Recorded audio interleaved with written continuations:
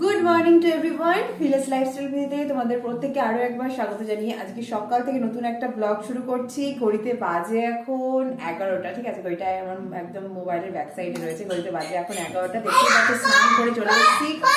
ঠান্ডায় ঠান্ডায় কাঁপছি এখন, আর মাথা টাথা ঘষেছি যেহেতু আরো শীত করছে। যদিও গরম জলে স্নান, তবুও শীতকালের দিন তো খুব শীত শীত করে। আর জেনারেলি এতটা সকালে তো স্নান করি না, আমি ঘুম থেকে উঠেছি প্রায় 9:30টায়।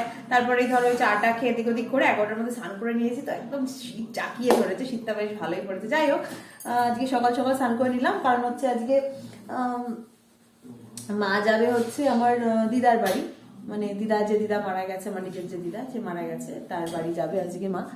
তা আজকে হচ্ছে দিদার ওখানে কাজ। সবাইকেই বলেছিল, কিন্তু ছেলেটার শরীরটা ঠিকঠাক নেই, সেটার পটির প্রবলেম হয়েছে কাল থেকে ওকে।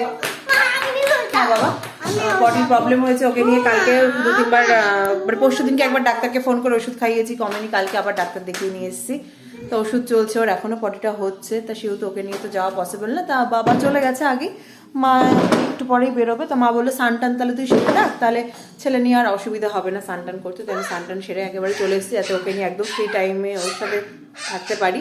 আর হাজব্যান্ড আজকে বাড়িতে থাকছে, যেহেতু বাড়িতে কেউ নেই। মিস্ত্রিরা 2 রকমের মিস্ত্রি কাজ করছে আমাদের, যারা মডিউলার কিচেন করছে তারা কাজ করছে, প্লাস বাইরে লেবার মিস্ত্রি কাজ করছে। তা বাড়িতে তো ওকে থাকতেই হবে, নাহলে কে দেখবে। আমি, হাজব্যান্ড আর ছেলে, আমরা 3 জন বাড়ি থাকছি। তো চলো আজকে ফুল ডেটা আমাদের সাথে থাকো, দেখতে থাকো, আশা করছি ভালো লাগবে। স্নান টান করে এসে এখন ভাবছি বাসি বিছানাটাকে তুলে নেবো, কারণ এতক্ষণ বিছানা তোলা হয়নি। ছেলে আর হাজব্যান্ড যেহেতু শুয়েছিল বিছানায়, তাই এতক্ষণ আর বিছানা তোলা হয়নি। আর শীতের দিন মানে বিছানায় রাজ্য থাকে। আর এই দেখো, এর মধ্যে ছেলে একটা কাণ্ড ঘটিয়ে বসেছে, এখানে আমার ফটো ফ্রেমটাকে ফেলে ভেঙে দিয়েছে। ঠিক আছে, ওর যা এখন দুষ্টু হয়েছে না, ওকে সামাল দিতে গিয়েই পুরো আমার হালাত টাইট হয়ে যায়।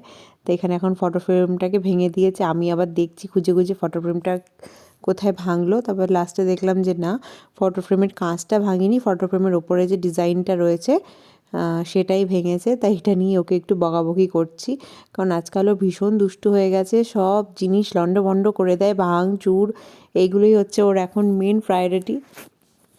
ঠিক আছে, বাচ্চা মানুষ জানি, তবু মাঝে মধ্যে একটু রাগ হয়ে যায়। মা আবার দেখতে এসছে কোথায় কি ভাঙলো না ভাঙলো। দেখো, ও আবার ওর সাথে করে ও এসছে দেখবে বলে। এত দুষ্টু হয়েছে, সবার বকা খাচ্ছে, তবু ওর এই মানে দুষ্টুমিগুলোকে একটু কমাচ্ছে না। সারা দিন জাস্ট মাতিয়ে রাখে ওর বদমাইশি, দুষ্টুমি এইসব করে।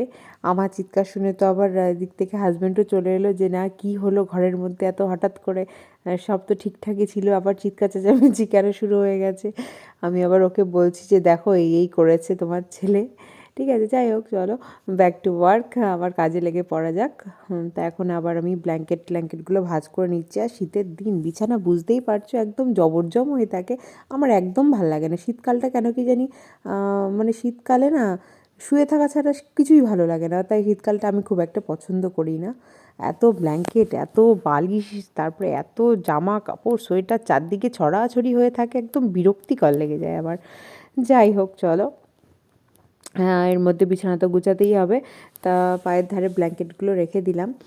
আর আজকে যেহেতু মাস মোটামুটি অনেকক্ষণ বাড়ি থাকবে না, তাই ছেলের দেখার দায়িত্বটা পুরোপুরি আমার ওপরে পড়ে যাচ্ছে। কী আর করা যাবে, চলো। তা সকাল সকাল এনার্জি সঞ্চয় করে নিয়েছি স্নান টান করে, যাতে একদম ফুল দমে ওর পেছনে টাইম দিতে পারি। তা আমি বিছানা তুলছি, এই ফাঁকে হাজব্যান্ড ওকে একটু সামলাচ্ছে, নাহলে আবার ও দুষ্টুমি করে। আর যেহেতু বেশ ঠান্ডা পড়েছে না, তাই এখন চেষ্টা করছি নাইটটাকে অ্যাভয়েড করে এরকম ট্রাউজার আর গেঞ্জি পরতে। এতে অনেক বেশি আরামদায়ক লাগে, কারণ নাইটি যতই হোক, নাইটি এত পাতলা, পরলে না শীত শীতও করে। ওর থেকে এরকম ট্রাকস্যুট গেঞ্জি পরে থাকলে হাতে পায়ে ঠান্ডাটা অনেকটা কম লাগে। আর এর উপরে একটা সোয়েটার পরে নেবো, ব্যাস হয়ে যাবে। সো চলো, কথা বলতে বলতে আমার বিছানাটা গুছানো কমপ্লিট হয়ে গেছে। ঝাড়টার দিয়ে দিচ্ছি। এবার আস্তে আস্তে ঘরের লাইট টাইট অফ করে বাইরের দিকে গিয়ে একটু রোদে দাঁড়াবো। আর ভাল লাগছে না ঠান্ডার মধ্যে। আমার বিছানা তোলা কমপ্লিট, এবার অন্যান্য কাজগুলো সারবো। আর সকালে তো মাসি এসে ঘর ঝাড়টার দিয়ে মুছে দিয়েই গেছে। আর ছেলে দেখো এখানে একটা জিনিস নিয়ে আসছে, এখানে নিয়ে আসছে। আর এই জাস্ট আমার ফটো ফ্রেমটাকে ফেলে এই দেখো এখানটা ভেঙে দিল। আমি তো ভাবলাম কাঁচটাই মনে হয় পুরো গেল, তারপর দেখলাম না, কাঁচটা যায়নি, ফটো ফ্রেমের এক কোণাটা ভেঙে গেল। তো চলো আর যা ঠান্ডা পড়েছে আজকে, ওই জন্য দেখো এই কদিন ধরেই আমি এরকম ট্রাকশুটগুলো পরছি বাড়িতে। এই যে কদিন ধরে এরকম ট্রাকশুটগুলো বাড়িতে পরছি, এগুলো ভীষণ কমফোর্টেবল, বেশ ভালো। এই কালারের একটা ট্রাকশুট পরছি, একটা নেভি ব্লু কালারের ট্রাকশুট পরছি, তো এগুলো বেশ কমফোর্টেবল। এর সাথে এরকম একটা ব্ল্যাক একটু লং টাইপ টপ পরে নিয়েছি, তা বেশ কমফোর্টেবল এগুলো। আর চুলটুলগুলো শুকিয়ে গেলে দেন সোয়েটারটা পরবো। চলো বাইরে যাই, একটু রোদ টোদ খাই, আবার কথা হচ্ছে।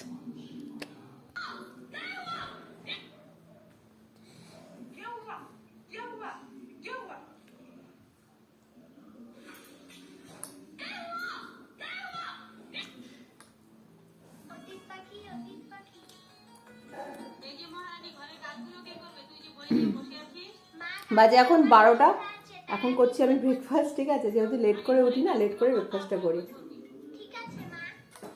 রুটি তরকারি আর মিষ্টি। তো চলো খেয়ে নিই, আবার পরে আসছি।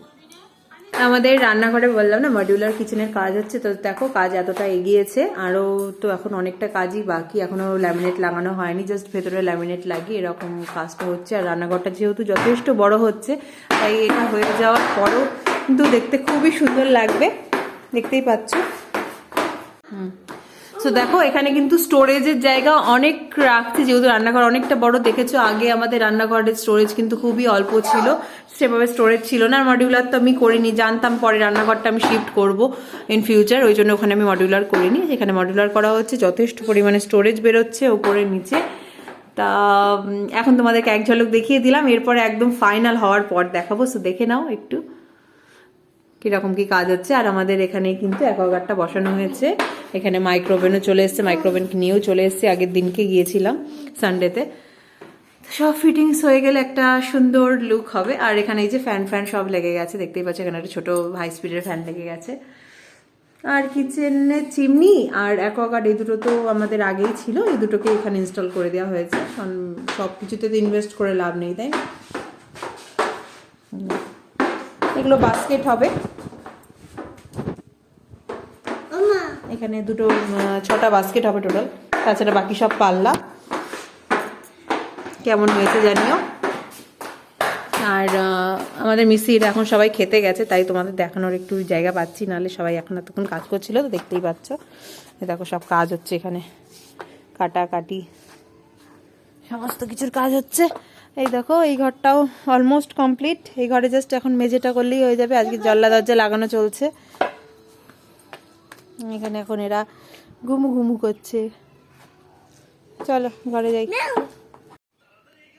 বাজে এখন 1:30, ছেলেকে এই যে ফ্রেশ করিয়ে একদম ভালো পরিষ্কার জামা কাপড় পরিয়ে দিলাম, এই যে জামা চেঞ্জ করিয়ে দিলাম, জামা প্যাম্পার সব চেঞ্জ করিয়ে এই যে সুন্দর জামা পরিয়ে দিয়েছি, নতুন প্যান্ট পরিয়ে দিয়েছি, সাজুগুজু করে দিয়েছি। এখন বসে মোবাইল দেখছে আর একটু ক্রিম মাখছে, তাই তো? মাম্মা আমি একটু হাই করে দাও, বলে আমি বনি। কই দেখা। তো এখন ওর মতো খেলুক, আমি একটু টুকটুক করে কাজকর্ম সারি। এখন বাজে হচ্ছে 6:30, আর দুপুরে রেস্ট নিয়ে ছেলে ঘুম থেকে উঠলো, ছেলেকেও ফ্রেশ করে একদম দেখো সব সোয়েটার পরিয়ে দিয়ে আমরা টোটো নিয়ে এখন বেরিয়ে পড়েছি। একটু বেরু করতে টোটো পুরো ঘিরে নেওয়া হয়েছে, যাতে একদম ঠান্ডা না লাগে ভেতরে। আর ভেতরে তো খুব একটা আলো নিয়ে দেখাতে পাচ্ছি না, দেখো পুরো টোটো ঘিরে নেওয়া হয়েছে। তো চলো কাজটা মিটিয়ে আসি, আবার কথা হচ্ছে। বাজারে এসে ফার্স্টে আমরা চলে এসেছি আমাদের এখানকার হিমালয়ের শোরুম মানে ঘরে। তো এখান থেকে ছেলের কিছু জিনিসপত্র নেব, আমাদেরও কিছু জিনিসপত্র নেব। আর মা ফোন করলো, মাও অলরেডি চলে এসেছে, তবে আমি যেহেতু তালা চাবি দিয়ে এসেছি, মা বাইরে অলরেডি অপেক্ষা করছে। তো চলো আজকের মতো এই ব্লগটা এখানেই শেষ করছি, আবার কালকে দেখা হচ্ছে নতুন একটা ব্লগের সাথে। টাটা।